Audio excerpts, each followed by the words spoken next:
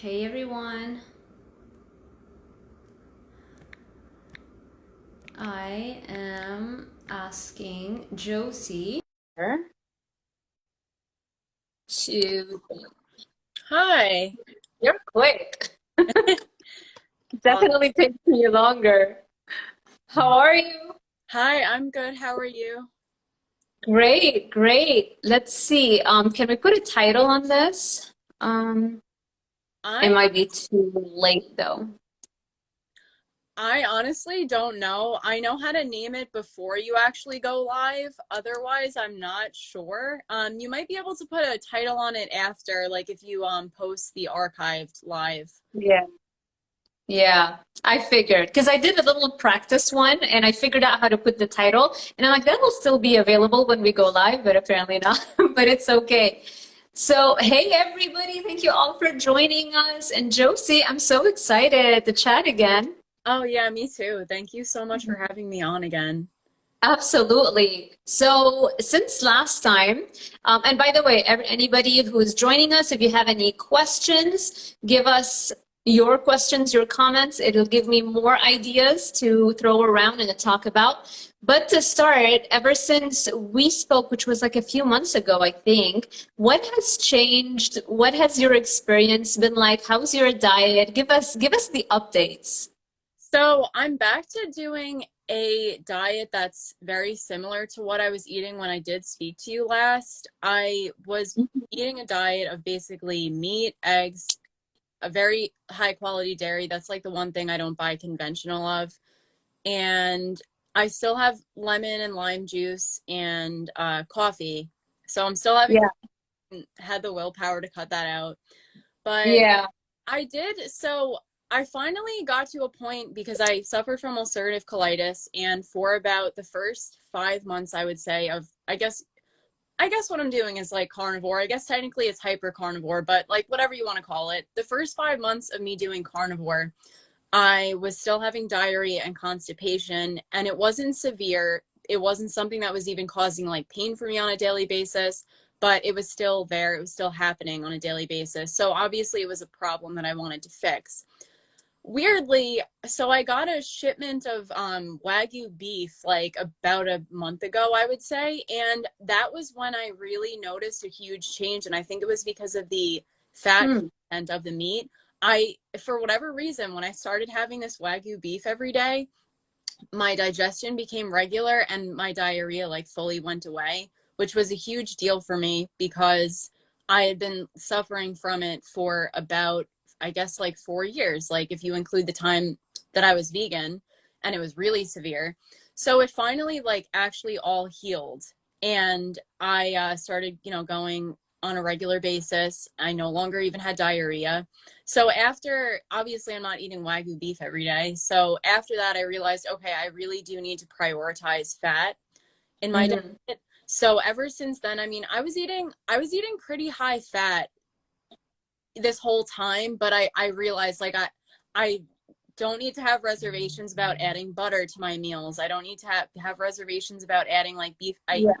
I know it's a little weird, but I add beef tallow to my coffee to just be able to Yeah. get a bit more of it in. Or I add it when I'm like eating steak, I'll add it to my steak or whatever, like melt it on steak, or I'll use it to cook Yeah. with.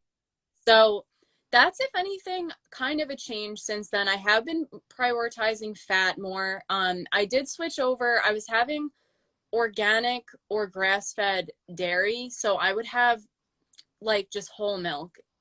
Mm. I realized that I think in retrospect that was not making me get worse digestive issues, but kind of perpetuating the digestive issues. And I noticed like little issues, but then finally, so I decided to switch to heavy cream. I can't even remember why I initially just decided to try it, but I just decided to try it. And I think that was another thing that I think I kind of did it at the same time. I started eating the Wagyu beef. So I can't isolate either of those things to say that either of them improved my digestion like more or less, but I started doing those things at the same time, and that also was when my digestion like became regular and the diarrhea went away. So again, I think that lactose also was kind of affecting me, and and whatever else, like the protein in milk. So heavy cream also I've switched over to rather than regular milk. So those are the biggest changes. More fat. I try to consume as little lactose and the highest fat dairy products as I can.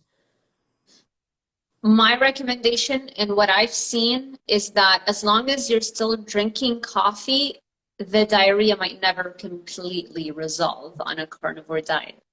So, you know, that's like an extra little pressure on you to think like, okay, if all those tweaks that I'm doing are improving, but not completely resolving the diarrhea, then maybe it is time to go. If it does come back, I am seriously going to consider, because, you know, I feel like these past couple of months I've become increasingly sensitive to different things. And if the diarrhea does come back, that's like, coffee is like my last vice. So it can really only go back to that for me to be able to blame it on. So there's a good chance in the future I will cut it out, but I just haven't had the willpower yet. Yeah. Well, now you're in remission, right? So now it's doing well. So I understand why. You got to have a strong purpose. Like for me, it's been very difficult to cut out caffeine. So I get it. And I tried several times. And the only reason I kept trying is because I just had headaches that constantly were there. And if I have a headache, it's very difficult for me to not have cravings, you know, and it was just very difficult to stick to the diet. And so it was very important, because every single goal that I have is tied to fitness and the brand and everything. So I can't be having cravings. And so that was like a big reason for why I persisted. So yeah, it's gotta be something where you're having the symptoms and it's constant. And that's when it becomes easier for you to cut it out, because then you don't have to rely on discipline because you have a purpose. You know what I mean? Yeah. I mean, that's like the beauty of this diet, is that it made it so easy to cut out so many other things. But it's just like just coffee at this point. Yeah. Yeah. It's the least of, you know, I mean, you have improved you're literally transformed your health and your life with the carnivore diet. And we're also excited for you and so happy. Every time we have success stories, I get excited. So we have a question here. Let's see. My carnivore _ road trip. I am following ADF, alternate day fasting. Should I count macros on my eating days? Do you want to answer that, or do you want me to answer it? I have no experience with fasting, so you should probably answer that. I have not experimented with fasting, and I don't know if I will. So yeah. Yeah, okay. So generally speaking, I guess I would say for my clients, I generally do count macros. You got to have a reason for why you're counting macros. So if I just started working with somebody who has no prior experience with health and fitness, and they're brand new, they're fresh, just little tweaks and having them eat more just animal foods generally does wonders for them. But most of the time, I feel like the clients that come to me as a last resort, you know? So they've already seen everybody, they've done everything, they've done what they were told. And so because they come to me as a last resort, then I'm usually the kind of person that has to go into the detail and into the tracking to have complete control over every single variable. And so, yeah, for the most part, I would say you would have to track and you would have to count calories and that kind of stuff. But without knowing like your prior experience with fitness, all that kind of stuff, it's kind of difficult to tell. But for the most part, yes.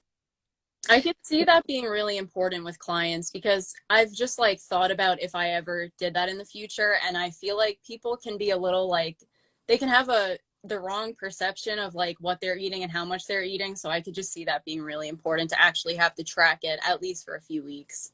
Oh, yes. Yeah, exactly. And so when I do the tracking, sometimes people they freak out and it's like, am I going to have to track all my life? Is this sustainable or not? The thing is, until you achieve optimal fitness and health, you want to be in control of the variables, because otherwise you're going to be frustrated. Why? Because people generally wildly underestimate the amount of calories they're eating and the amount of protein they're eating, all that kind of stuff. And so if you don't have prior experience with that, it is such an eye-opening experience to know how many calories, how much grams of fat, protein. So it's difficult to have intuitive eating when you have so many options, unless you're only eating red meat every single day. Then, yeah, it's very easy to do intuitive eating in that case. But very few people are doing that. Even in the carnivore community, very, very few people are just doing red meat, And this is where the macros and the tracking and the awareness helps us out so, so much. So yeah, Bobby says, wow, those are some blue nails. Yes. Bobby said, yeah, thank you. That was from a photo shoot. Now it's going to be baby pink on Monday for another photo shoot. Margarita, replace heavy cream with butter for coffee. Heavy cream has lactose and casein. Yeah, that is true. That's true. And I guess, but it's working for you. So I think whatever sensitivities you had, they've gotten better. I mean, the weird thing is that I totally believe everybody's saying that raw milk really helped them. I didn't notice anything from raw milk, like regular whole milk, but I did notice a difference when I switched to heavy cream, which, definitely butter would be better than that, or ghee. But ghee. But with coffee, I don't know if I could just do butter. But again, it goes back to needing to cut out coffee eventually.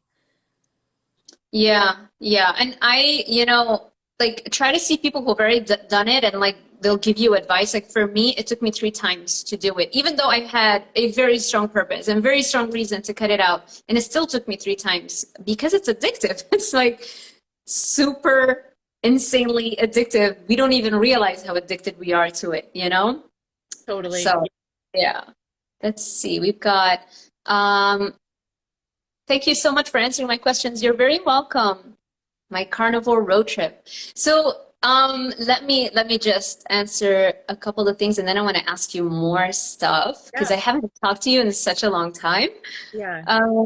Leftover Cecilia, with the red meat only, I don't feel satiated. You might not be eating enough because people tend to undereat when you're only eating carnivore because it's not an addictive food, right? Yeah.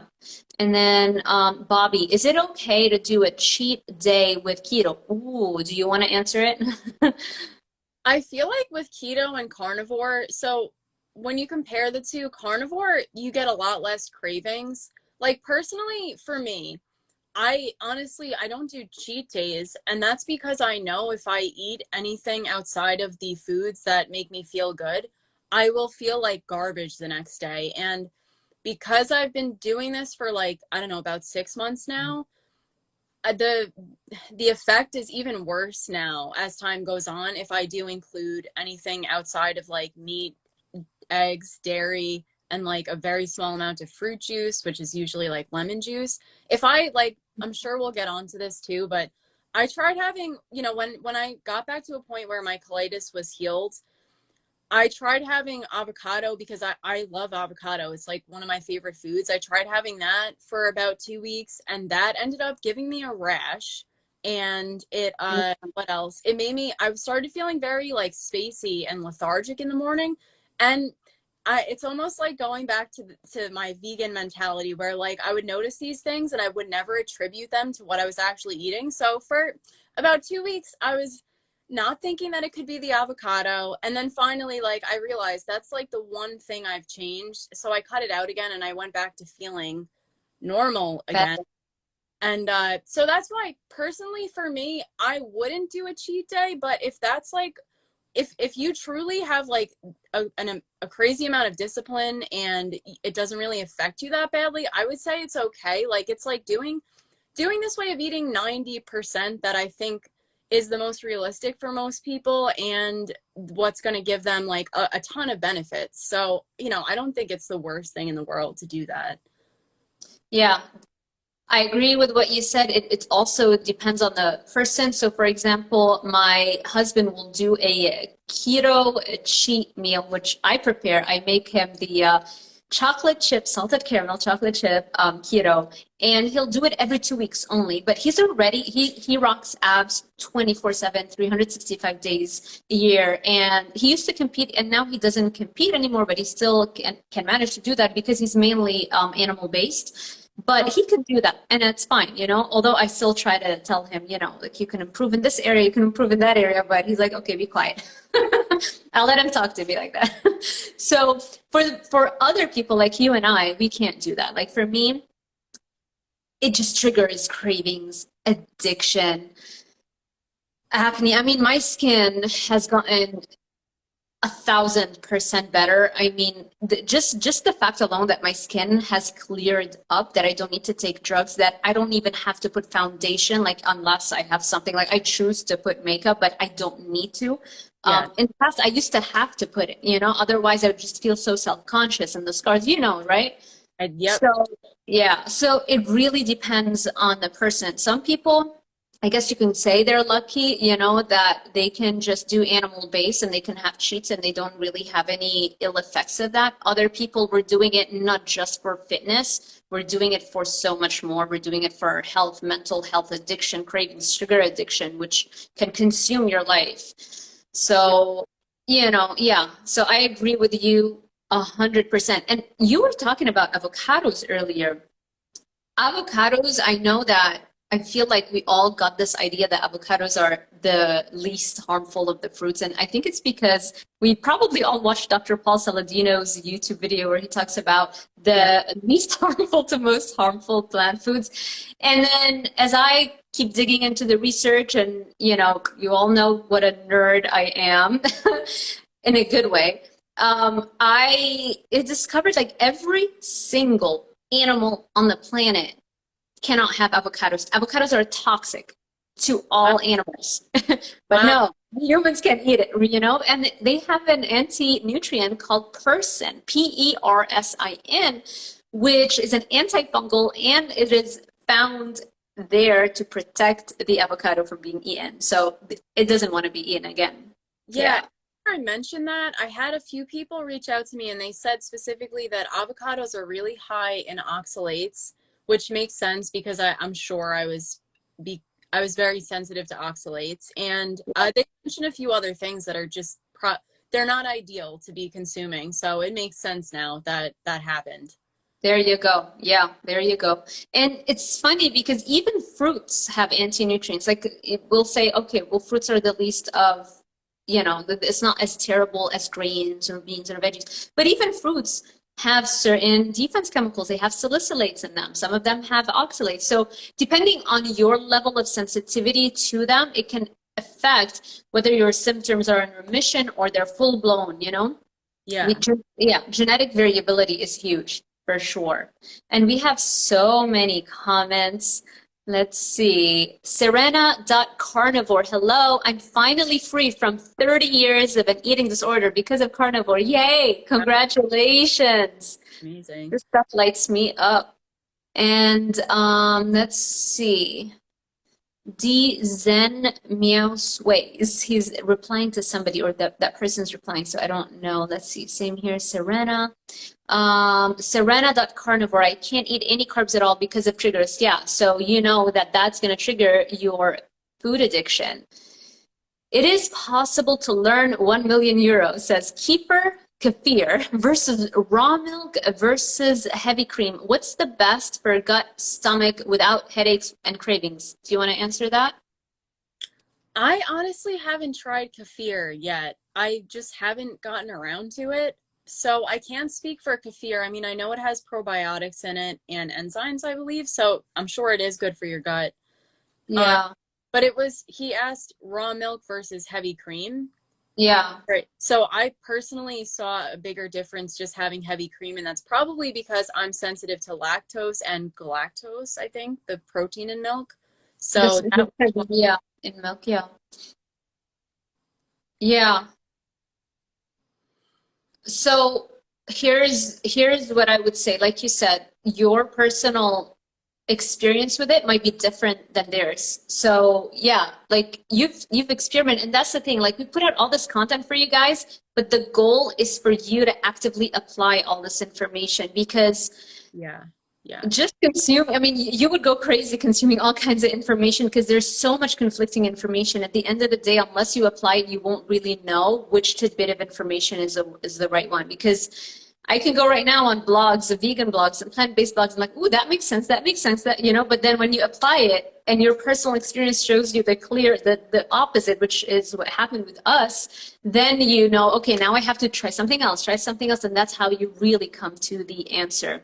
Yeah. Now, with regards to kefir and all kinds of fermented foods, I'm not a fan. I actually found studies linking fermented food consumption with higher rates of stomach cancer. I should probably put that video out with like the studies and stuff because I don't see anybody else talking about that. So I'm not a huge fan of fermented foods. And dairy can be problematic for people depending on your genetics. And also as you age, then it becomes a problem for almost everybody. So it's just ideally just try not to develop the habit of like, you know, dairy all the time, just overall. That would be my advice.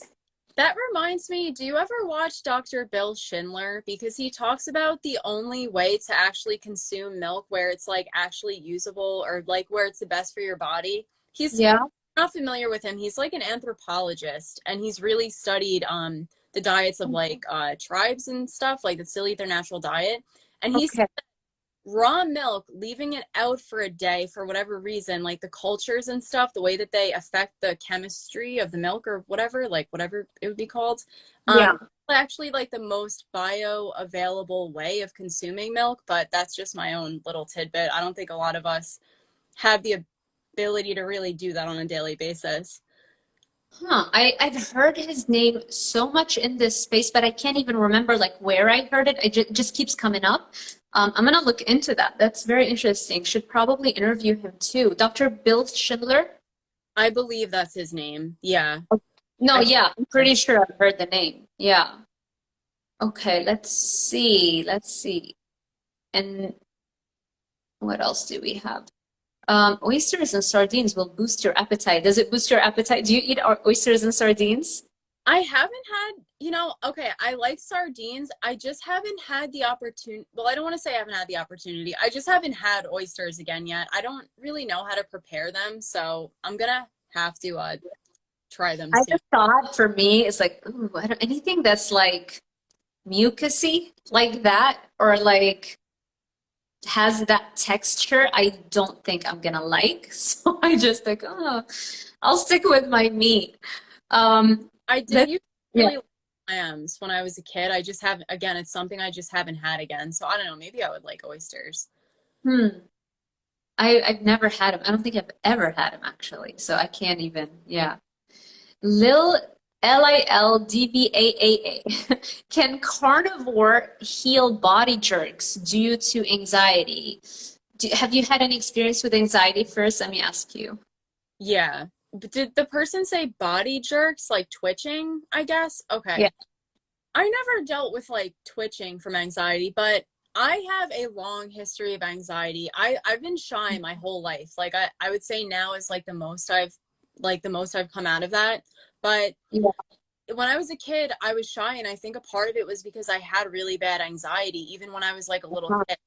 And then as I got older, especially once I became vegan, my shyness and my anxiety, like in, together with each other, increased tenfold. And, I suffered with it all through college. I would have panic attacks and stuff before doing presentations. I would get severe anxiety about doing assignments. And I would give myself panic attacks, but I would never experience twitching. But I can say since I started eating carnivore, and especially since I cut out like 90% of carbs, my anxiety is nowhere near it used to be. Like doing something like this, I used to be able to like not even speak because my mind would just freeze. So it's improved like miraculously for me. Wow, amazing. That's so important. I feel like so many people struggle with anxiety, and it is so taboo to talk about it because people think of it as weakness, and they don't realize it's not always about, your competence. It's sometimes just this physiological, biochemical thing that's happening with you because your blood sugars are all over the place, or you're reacting negatively to a plant food, or all of the above. Same thing. I used to have panic attacks. I remember my first panic attack. I didn't even realize it was a panic attack. I was doing my hospital internship to become a licensed dietitian.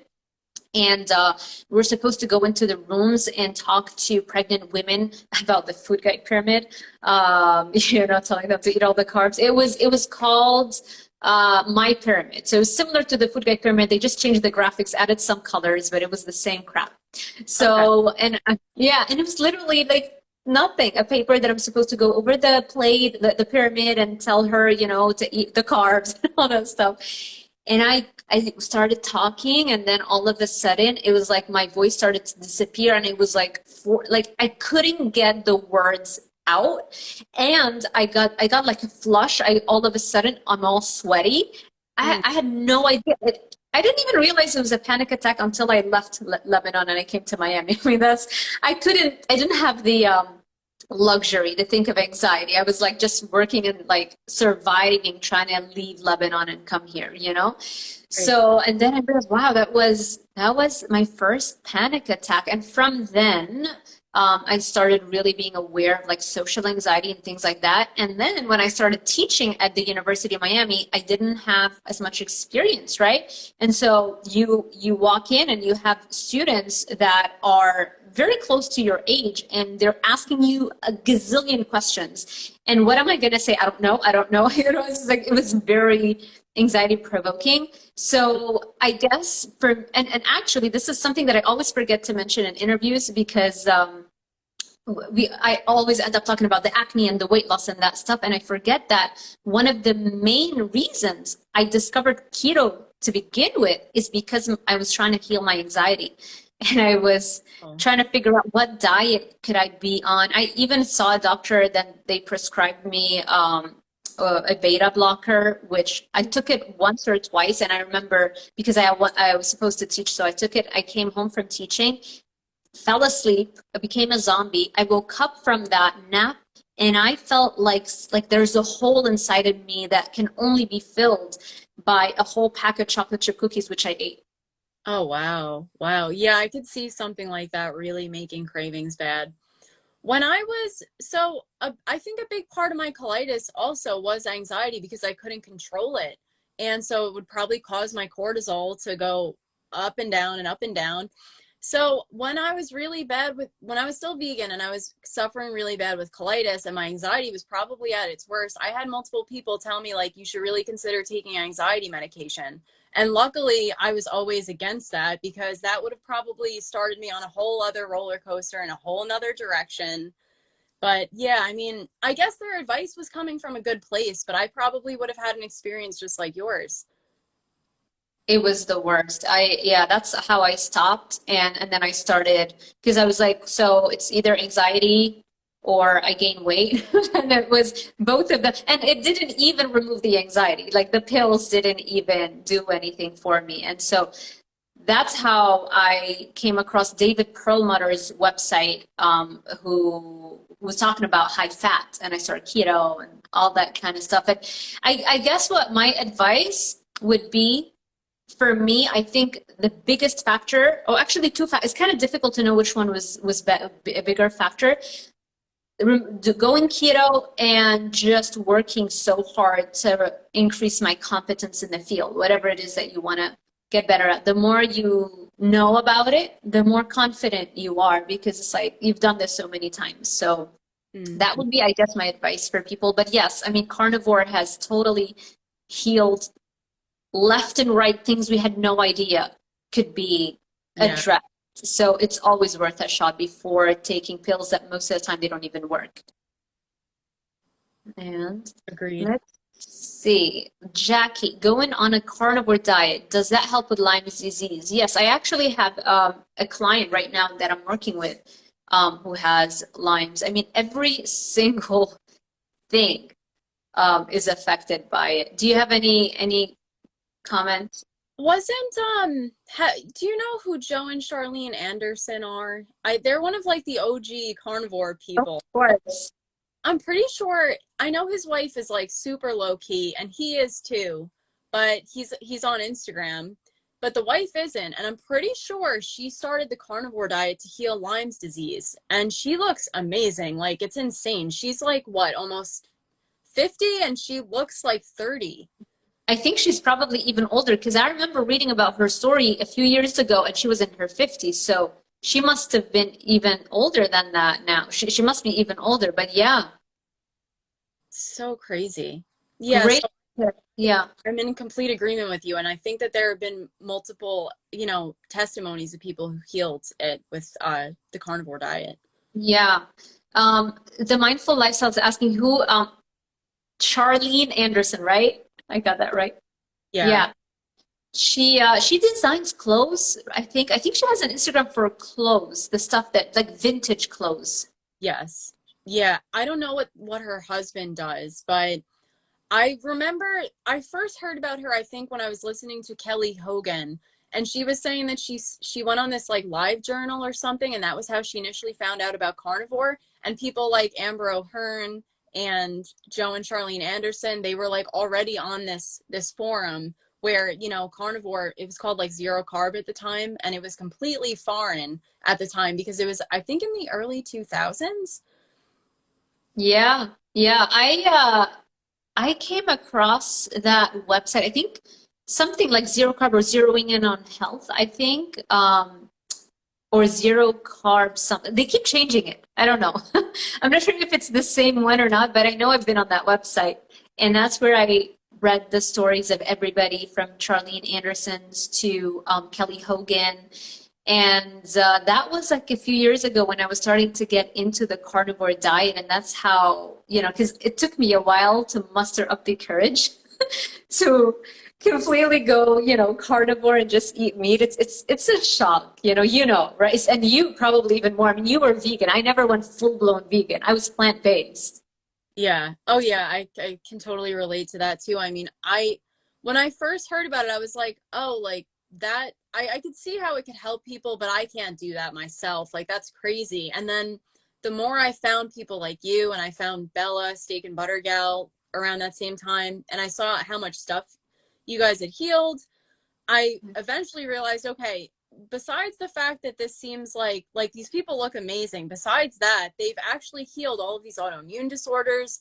That was really what gave me the courage to try it, because yeah, I don't even talk to people about this in my daily life because I know how weird they would find it. So I just don't talk about it. But on the other Yeah. hand, I feel better than I have in over a decade. So obviously, like, I could see, like, I know why I'm doing it. But yeah, it's a little bit of a hurdle to get over. It really is. True, true. And even when I started, and I think when you started too, like we started it with like some sweet potatoes and some honey and stuff. Like we don't go full blown, And then you realize as you dip your toes, it's like, you know what? I just do so much better without the carbs. I just do so much better without any kind of plant food. And yeah, it's a gradual thing. So like everybody, don't be hard on yourselves. It takes a while to detox your body from super highly addictive foods that are engineered to hook you by scientists that are getting paid tons of money and they're working 24/7 to find that recipe. So it's okay. You're not going to get it right the first time or the second time. I think in addiction research, I remember Kelly Hogan, she's getting certified in that, and she was sharing it about what she's learning about an addiction, that the average amount of times it would take for somebody to quit an addictive drug is 5 tries. So, if you've done it once or twice, they keep doing it. Some people, if the average is 5 tries, it might take you 7, it might take you 3, it might take you 10. It doesn't matter. But every time you try, you're going to have a higher likelihood of success because you've already had all of the experiences that have informed you how to avoid tricky situations in the future. Yeah. Yeah. Let's see. I have a comment that I missed. I'm just trying to scroll back. That is like busy. There's a lot of comments. Thank you, everybody. I'm so glad you're enjoying this. Yeah. Okay. Vegan, ex-vegan forever. That's your soul sister. Yeah. Plant or soul brother, I guess. We don't really know. I don't know why I just assumed. Plant-based, low-fat diets are just as dangerous as veganism. Oh, preach. Tell me about it. Yep. Let's see. Leftover, Cecilia, 1973. At ex-vegan for just replying to that person. I was insulin resistant for 30 years. I was diabetic. I had chronic sinusitis since 1990. Leaky gut? Maybe. I'm now 49 and becoming younger and healing even more than with keto. Yes. Yeah, that's amazing. And It is. people say that, like on my posts and stuff.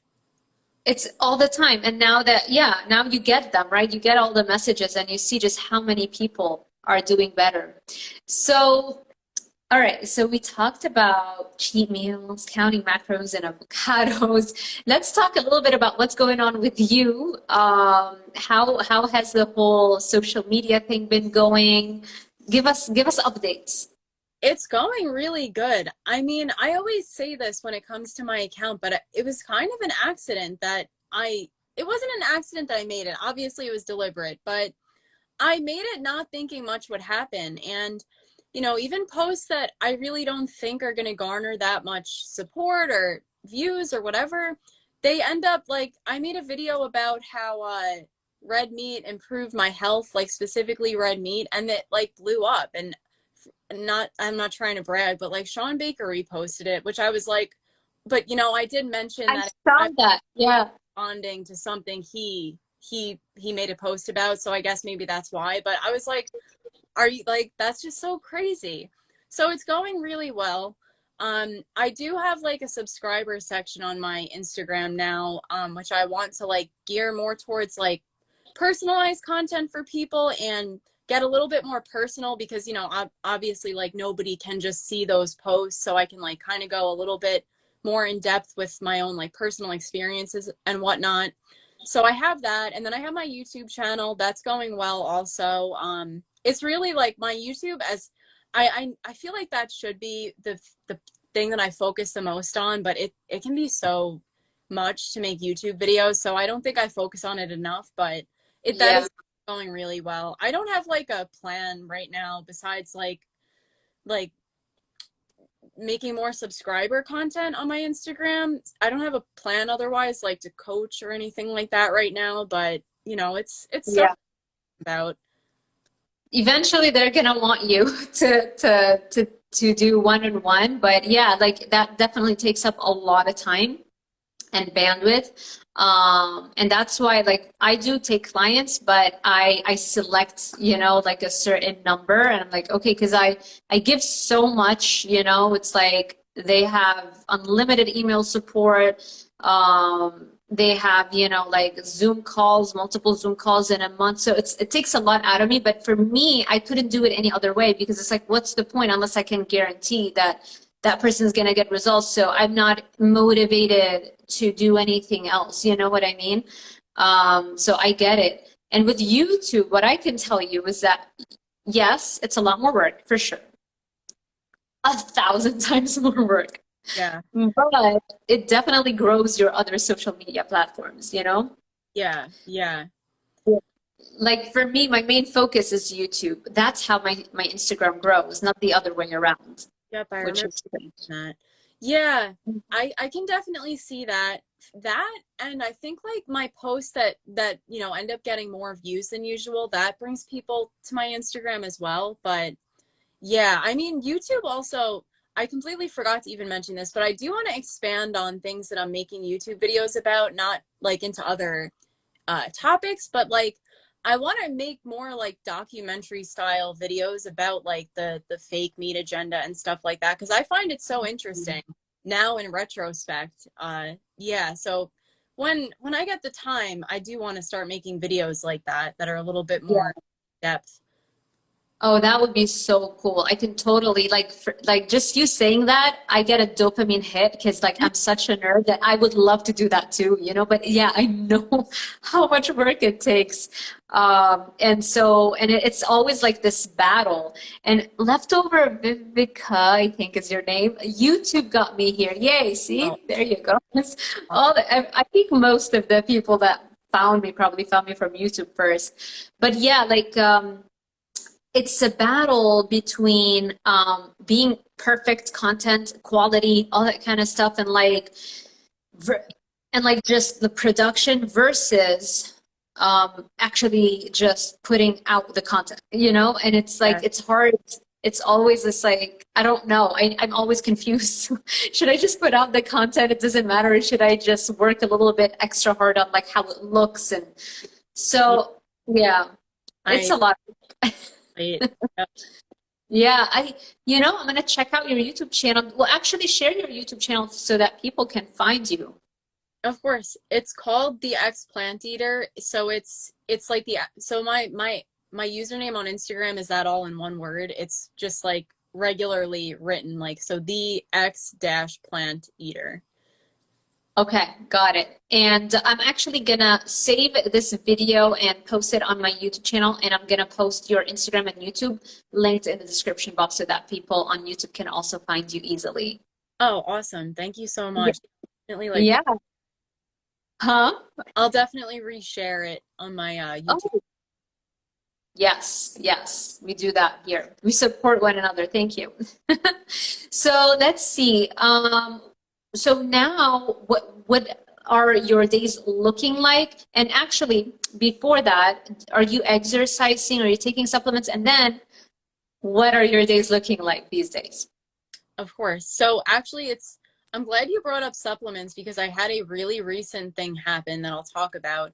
So I do exercise. I still I know people say not to do a lot of cardio, but I like doing cardio. I think I talked to you about this, but I have a stationary bike. I like my stationary bike. It relieves stress. So I do that for like 45 minutes to an hour, like 5 days a week. And then I do like calisthenic exercises and stuff. I'm not like super into working out, honestly. Like that's just me.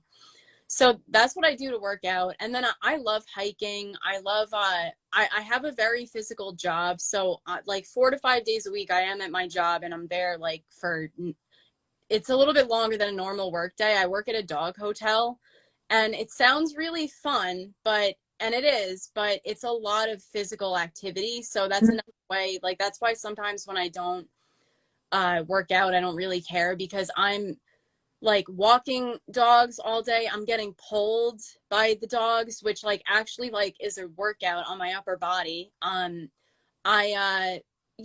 most of the time like it's not really walking, they're like pulling me, so I'm running around and stuff, and it's very physical. There's a lot of like cleaning stuff too that we have to do, and it's very intense, honestly. So I do that 4 to 5 days a week, so that is the majority of my week. And supplements. So I kept seeing a lot of people talk about magnesium supplements. So I looked up the best magnesium supplement to take, and I think I bought magnesium glycinate. I Mm, the good best, choice. but so I don't know if maybe I was taking too much. I was just taking one scoop, and that was the recommended dose. That was like 48% of magnesium for the day. Maybe for me, like if that was the measurement for like a man, maybe that would have been too much for me. But I started taking it and I didn't notice any differences. And then I started getting a slight pain in my lower right abdomen. Like this is very recent. Like this happened the last few days. So I stopped taking it. And I think that maybe I'm not as deficient in magnesium as I maybe thought. I just kept hearing these great things about magnesium. So I was like, okay, I'll try it. Then lo and behold, I felt like, especially yesterday, I felt very like weird, like spacey, and I got that pain in my abdomen. So I'm not taking anymore. I'm just gonna stick with Redmond's real salt and Yeah.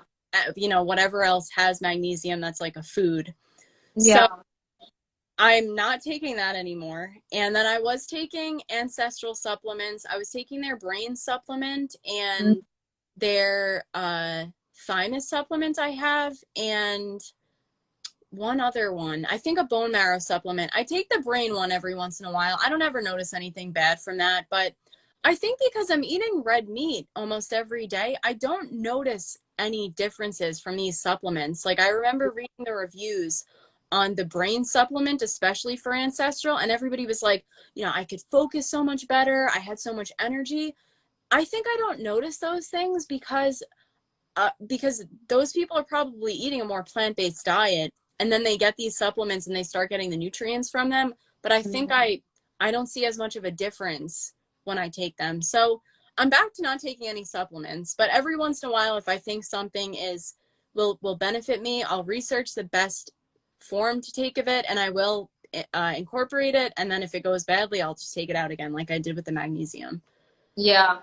Yeah, it's kind of difficult when you're already getting healthier and eating nutrient-dense foods. It's difficult to tell how can an organ supplement like make you feel different. Like me too. It's not like I feel any different, but just like I'll take it just to make sure if I do have any nutrient deficiencies from the past, from eating plant-based for so long.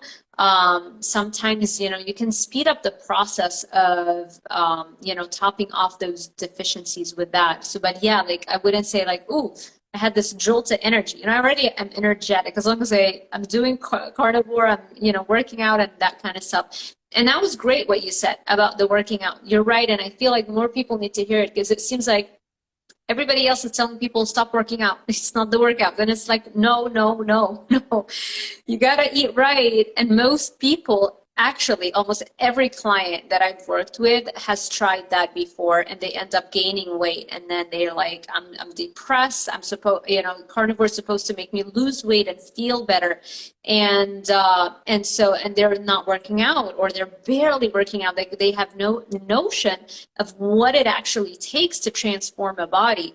And so, yeah, no, exercise, especially for body composition, like people have a very, for the people that I've worked with and the vast majority of people that reach out to me or I get questions, I have a sense that people widely underestimate just what it takes really in terms of physical fitness exercises to achieve the body that you want. Now, genetics plays a part. Like some people, they don't need to work out and they're lean, they're fine. You know, they just do carnivore for health. That's great. I am jealous, you know? But you got to know yourself. We're all different and we all have different levels of carbohydrate sensitivity. We all have different levels of sensitivity to physical activity. And even mental health. Like if you still are struggling with depression, anxiety, you might not be training hard enough. You might not be going all out the way you're supposed to. So yeah, and I know my PhD in exercise is in exercise physiology, which kind of makes me biased, but I've experienced it for myself. I see the transformations with my clients, and so I feel very strongly about sharing the message of just how important physical fitness is and actually becoming stronger, faster, and more fit. So, yeah. What was I gonna say? You reminded me of something. Wow, I'm having like a brain fart. You reminded me of something in regards to exercise. Oh, I was gonna say, with carnivore too, I feel like people, if you don't have an exercise routine, people get overwhelmed. But even if you're doing carnivore, I feel like you really do gain muscle so much faster, and you see so much progress than you would eating like, say, plant-based. I mean, I saw that for myself too. True. Yeah, some people barely lift weights. I mean, I think Dr. Anthony Chaffee, he's mentioned on several occasions, and in the interview that I did with him, where he says that I think he trains like every 2 months if he gets a chance, you know? Wow, that's and insane. I would right? that, yeah. Yeah, because when you're constantly eating protein is anabolic. Anabolic means that it pushes the body to build tissues and build muscle. And so when you're constantly in that state, your body isn't losing, it's not going into a catabolic or a breaking down phase where you're constantly scared of losing your muscles. And so you can have far fewer frequent workouts. So in terms of frequency, you can have them like sporadic. And now, of course, he's an athlete. He had already built up that muscle over years, but now he can maintain with very, very little. And that's another thing. He built it up over years. You know, if you never lifted a dumbbell and you just went carnivore, it doesn't mean you're going to automatically become buff by just training once every couple of months, right? You Yeah. have to build up the base too. Yeah. Yeah. It can change your body composition, but you have to like actually work out to see the like muscle gains and whatnot. 1000%. Yeah. I definitely want to try and like shed more light on the importance of exercise, because I feel like it's leading people to get so frustrated in this community. And I don't want that to be like a negative experience when they come across carnivore. I want them to understand, like, yes, carnivore is the optimal human diet, is a species specific diet, but it is not going to be enough for the vast majority of you. It is not enough to just do that. You still have to work hard. And yes, I know a lot of people don't want to hear it, but calories still matter. Unless you're eating nothing but meat, you know. And even in that case, I mean, even Kelly Hogan admits sometimes, like, she can eat a little bit too much of red meat, and you know, she'll have to like pay attention. But normally I think the overeating comes when she adds some bacon and cheese. So yeah. Yeah. I totally agree with that. And I you know, when I started this way of eating and I saw so much conflicting stuff, I came to the conclusion after watching so many people and so much information about this that like a middle ground is the most accurate, where yes, calories matter. If you're eating like 5,000 calories a day every day for months, you're going to gain weight. But this way of eating is so satiating that you're not going to be able to do that. Like, you're going to have a much easier time eating the amount that you need to maintain your weight and your fitness. Yeah, and again, you've got, you know, the thing with exercise, it's very crucial for people who genetically tend to gain weight, you know, who are like genetically more likely to gain weight. Those are the people that really get frustrated because they don't, you know, they don't want to track and they don't want to work out because that's what everybody's saying. And it's like, yeah, but your genetics are different. So you gotta, you know, you gotta put that into perspective. You know, some people are 6'5", other people are 5'5", and so there is a genetic difference in every single area of life, whether you're more prone to get diarrhea or constipation or put on more body fat or not. Like, there are people that no matter how much they eat, they can barely put the weight on.